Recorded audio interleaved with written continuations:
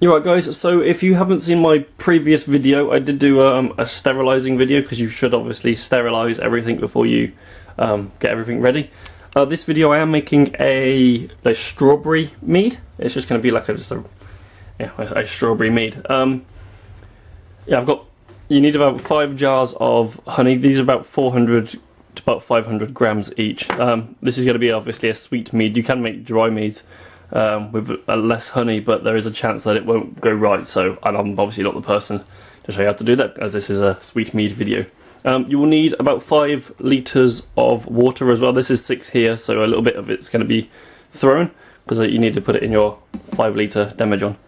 Obviously you'll need a massive pan. I have got a Jamaican Sun Dutch pot, what I'm using. That holds about 5 litres of water, so yeah, it's convenient. And obviously you can see the strawberries there. I have got stuff still sterilising. I've got a bubbler here, what you need. Funnel, obviously you can funnel it into your demijohn, a couple of spoons, and obviously the cork for the bubbler. For mead, you'll probably be wanting to use the Lovin D47, as you can see, and just a standard yeast nutrient. If you don't have a yeast nutrient, you can pick them up on eBay real cheap, or your local brewery place. Actually, just a note, you can get these for about £2 if you don't have them from your local brewery. They're about £8 brand new, but there's no point in getting one brand new, and you have to sterilise it anyway. Yeah, back onto the yeast nutrient. If you don't have one, you can use tomato puree, but I would probably just advise a nice neat yeast nutrient. Obviously these can be used up to 5 times, but I would advise just whacking the entire lot in, because it makes a nice stronger mead.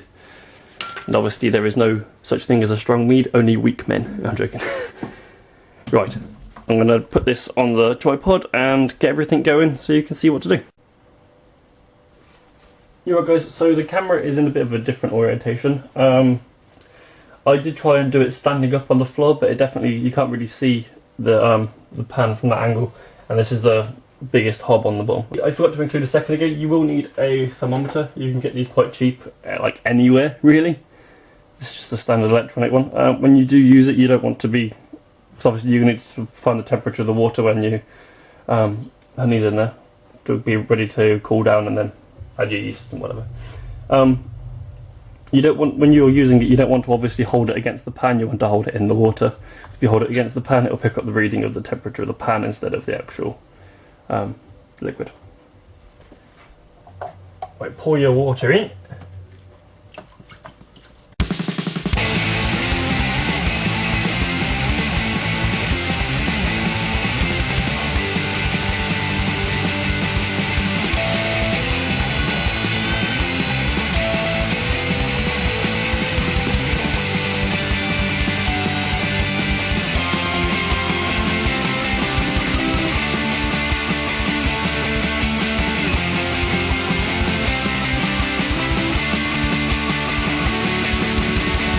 Looks good so far. Right, then we want to use about, certain people do recommend filling it up to about only 4 litres instead of 5 litres, because when you put the yeast in, it will obviously expand a little bit, and it can come out the bubbler. But I've done it before and it has came out the bubbler, but it hasn't made any difference to the mead itself. So I'm probably just going to put a bit in. So obviously when you rack it anyway, you will lose a little bit, because obviously the sediment at the bottom you're going to leave in there. Not sure if I just took that one. Yeah, see, I'm taking that much out. I think I'm going to leave it as that, because the pan is filling up quite greatly as well.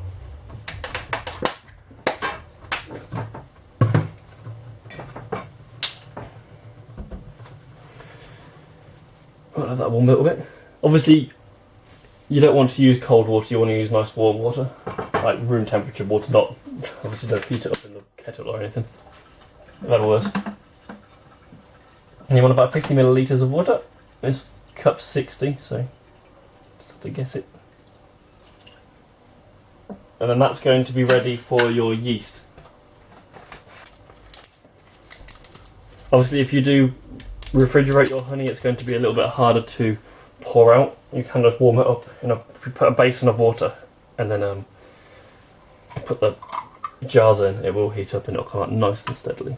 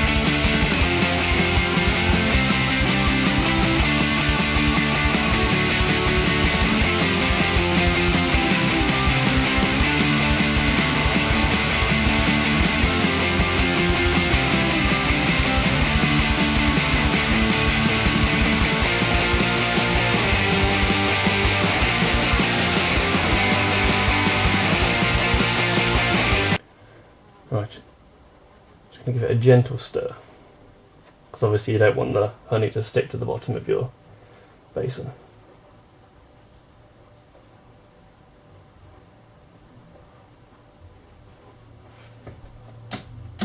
Increase the temperature so it cooks a little bit faster.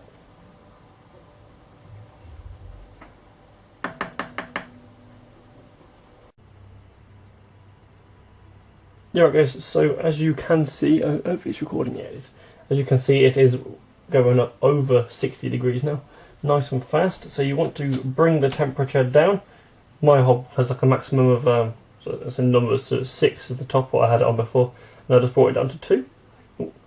Ignore the bodge job of the thermometer. I found a random little battery and I'm like making the most out of it with my finger. Yeah, that's about a good temperature. It's going up still. But if you leave it on a nice steady heat, and now you want to put a timer on, or just on your phone or whatever, count it, whatever, for 20 minutes. And you want to let it sit for 20 minutes. And I'll see you after the 20 minutes are up. So it's finished sitting for those 20 minutes. I've obviously moved it from there to here. It's now sitting in a basin of cold water to try and cool it down. Probably need a little bit more water in there. I'm going to fill it up about halfway, but just so you can see what's going on with the mead. And when this cools down, I will be adding the must, I think it's called. I'll show you that in a minute, obviously.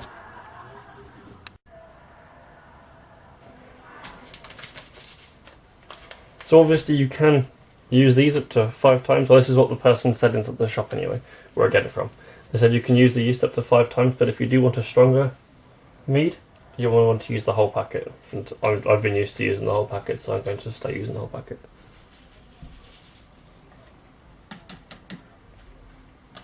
And this takes up to 15 minutes to activate. It's usually quite quick anyway, but it says 15 minutes on the back of the packet, so I'm just going to take a word for it. So I'm going to put 15 minutes on the timer here. I'd advise using one of your sterilised spoons from earlier.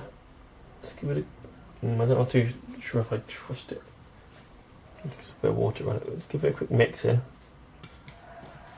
Get it all in there.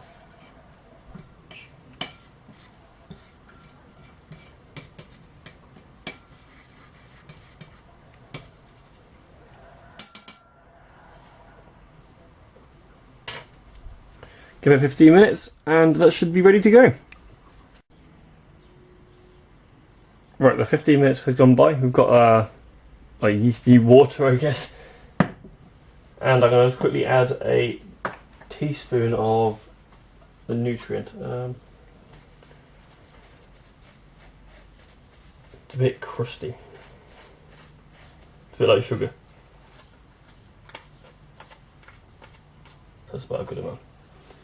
Maybe a little bit. Why not?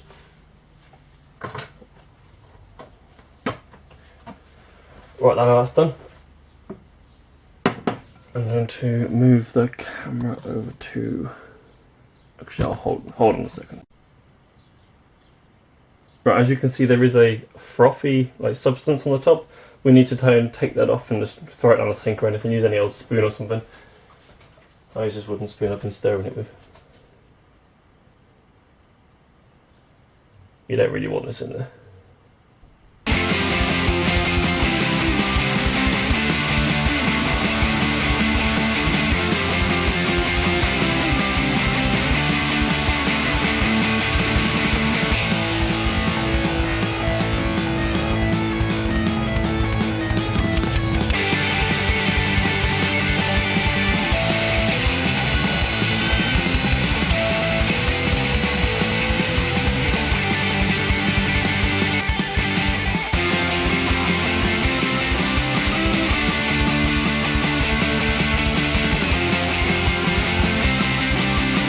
Right, now most of that is done, we need to start to put it into the demijohn. So I'm going to bring the camera over. Plop it in the sink a bit. Okay, hopefully it don't fall off. Well, I'd advise pouring it in the sink, because if you do spill any, at least it will go in the sink, not all over your surface or whatever. We prepared the water, or the mead, honey water, will be quite heavy. But don't worry too much because you have made a big batch, so if you do lose any, it's not life-threatening. Oh, actually, hold on. I'll bring it a bit closer for the camera.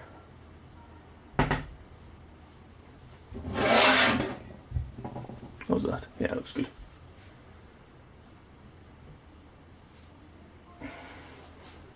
I probably will spill some, so if I do, there's not much I can do about it.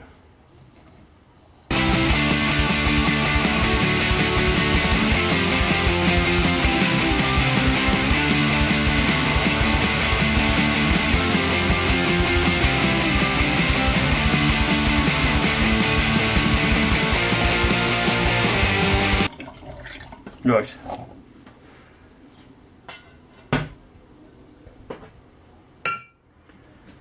And now to add the yeast. I'll set the lid off and that should put it in like this. I might add a bit more water to this and then just quickly rinse the rest in. Obviously, if you're going to do this, make sure you use the bottled water.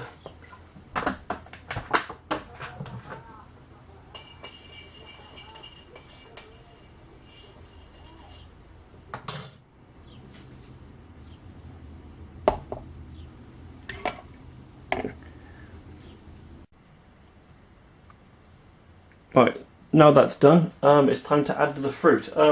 Normally I would usually add some orange with this, but I want this as strictly strawberry and honey mead, so obviously honey. So I'm just going to put a load of different types of strawberries in with mine. Obviously advise taking the tops off. Now these are freshly picked, well they're not fresh now, they're about 3 days old. But I picked them about 3-4 days ago. So if you did want to do a strawberry mead, I probably would advise going to find somewhere what does do fresh strawberries and not just grab them from the supermarket because they don't taste the same.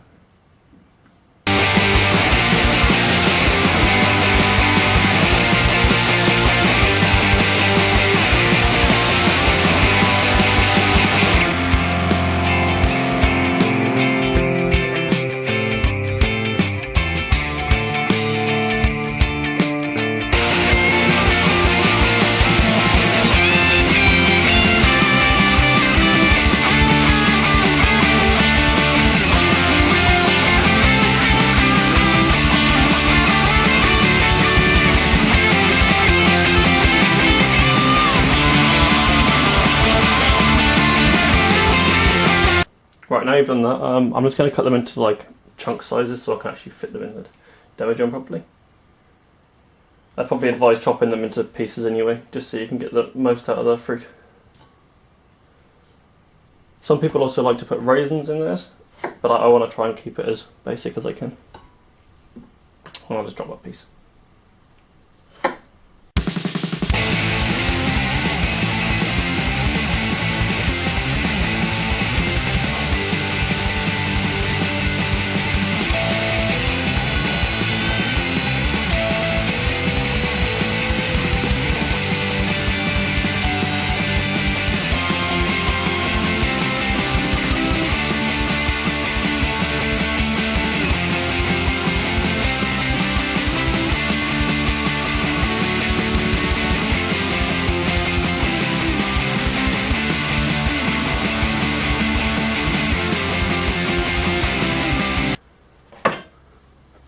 Well, as you can see, it is quite high.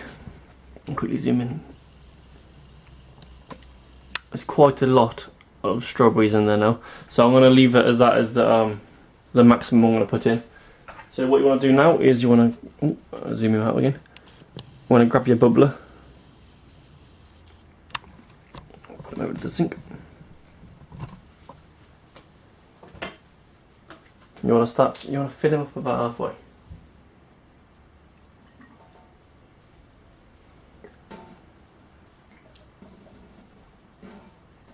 A bit less than that.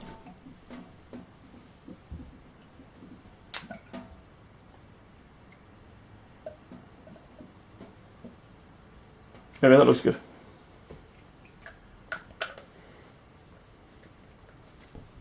Pop your lid on. And your cork. Go over, bung him in. Oh, actually. Crucial part. Take that out. You're going to need to mix it. So let me bring it back as far as I can. Put it over there. Actually, if I just bring it down a little bit here. Right. It'd be advised to. Oh, it's heavy. Be advised to use a cork without a hole right in currently, but because I've already got this one in, I might as well use it. You want to just split it around like this.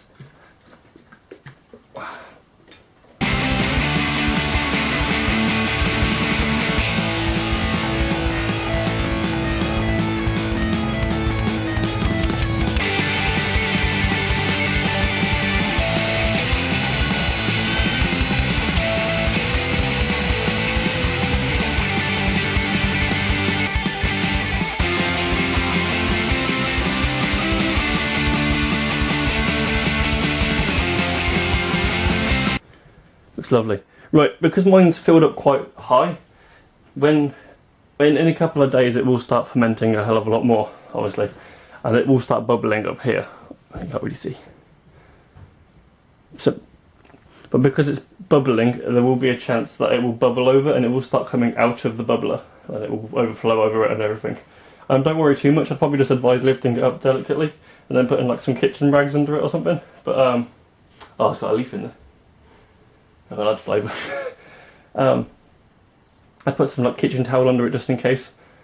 But if you don't want the risk of that, just put like less water in it. I put quite a lot of strawberries in there, so there is quite a high chance that that will bubble over in the next couple of days when it starts fermenting. Yeah, the airs will obviously come up the chamber, and then it will start bubbling in here, and it will start moving fast.